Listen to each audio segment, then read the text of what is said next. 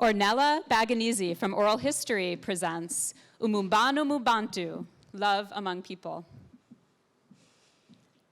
When people ask me where am I really from, what I usually answer is my parents came from Rwanda. As for me, I was born in Canada, but I grew up distant and disconnected from the country.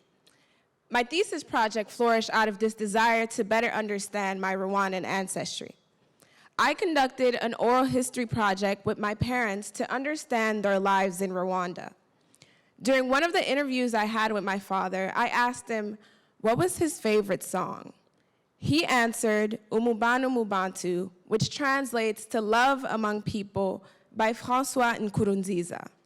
This song inspired my thesis project and became the title of this work.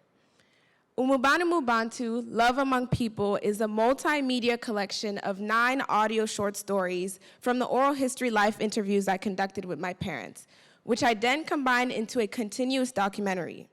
Each of the short stories are woven together by the song.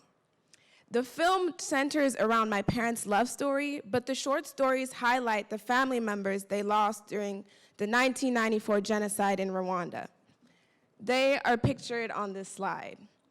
Through everyday stories, I'm trying to highlight the people they were and the loving relationships they had amongst each other. You can meet my mother's mother, pictured here, in the short story, The Color Red. In it, my mother explains how red became her favorite color because her mother used to love dressing her up in red and her little sister in blue. Another goal of this research was to archive my family's story in order to create and preserve intergenerational knowledge for future generations. This thesis project exists as an experience in remembering our past lives and a way to honor our ancestors.